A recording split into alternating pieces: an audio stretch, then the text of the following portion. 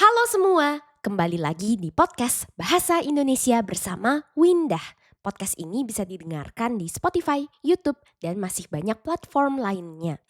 Sebelum kita mulai episode ini, aku mau mengucapkan terima kasih kepada Nole karena sudah mendukung podcast ini melalui Patreon. Semoga podcast ini bisa terus membantumu belajar bahasa Indonesia ya. Nah, di episode kali ini aku mau berbicara tentang muara karang. Sekarang aku sudah tinggal dan kerja di Jakarta lebih dari 1 tahun. Memang aku lahir di Jakarta, tapi karena pindah-pindah terus, belum pernah menetap di Jakarta sampai selama ini. Jadi setelah 1 tahun lebih, aku mau bercerita soal kawasan, wilayah tempat tinggalku di Jakarta yang namanya Muara Karang. Pertama-tama kita bahas nama ini dulu ya. Muara. Muara berarti sungai yang berakhir di laut. Jadi kalau ada nama tempat di Indonesia yang di dalamnya ada kata muara, berarti tempat itu dekat dengan air, seperti sungai atau laut. Muara karang. Karang, terumbu karang, koral warna-warni di dasar laut. Nah, dari nama Muara Karang saja, kita bisa menebak tempat ini dekat dengan laut. Mungkin kalian berpikir, wah enak ya tinggal dekat laut. Bisa ke pantai, lihat pemandangan yang bagus. Tapi sayangnya di Jakarta Utara, lautnya kotor dan enggak ada pantai. Pemandangannya B aja sih, biasa aja. Walaupun begitu, aku tetap menyarankan para pendengar untuk datang ke Muara Karang menikmati kulinernya.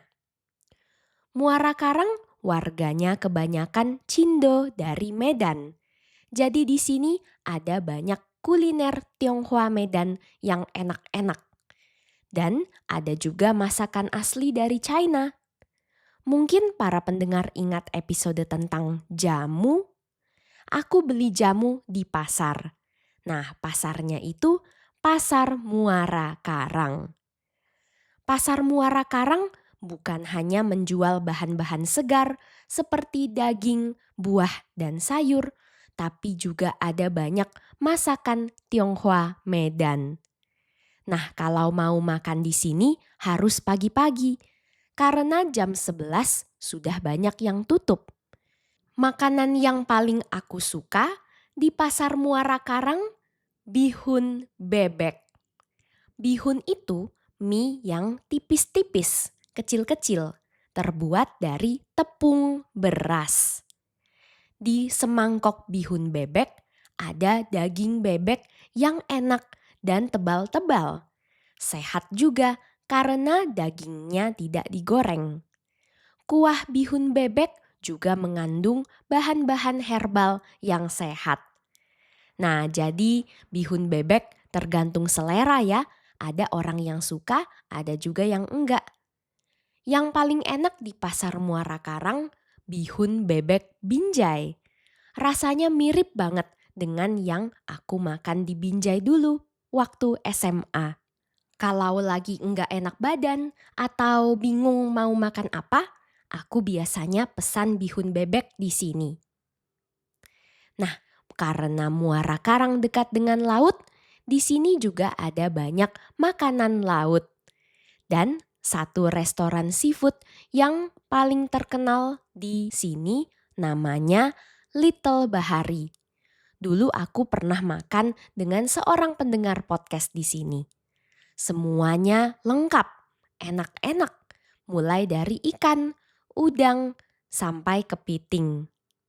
Nah, kalau kafe di Pasar Muara Karang ada banyak. Biasanya di Indonesia kita enggak boleh bawa makanan dari luar ke dalam kafe ya. Tapi khusus kafe yang letaknya di dalam kawasan pasar, kita boleh bawa makanan dari luar. Nah, jadi kita bisa pesan makanan, misalnya bubur ayam, lalu minta diantarkan ke dalam kafe. Daripada makan sambil panas-panasan di luar, lebih enak sarapan bubur sambil ngopi di dalam kafe yang adem. Nah, kalau yang tempatnya bagus, tempat aku menulis bahan episode ini beberapa hari yang lalu, namanya Forest Cafe. Forest pakai V, bukan pakai F. Tempat ini cocok buat foto-foto. Nyaman juga untuk nongkrong sama teman-teman. Di sampingnya ada akuarium yang besar banget. Isinya ikan koi yang besar-besar.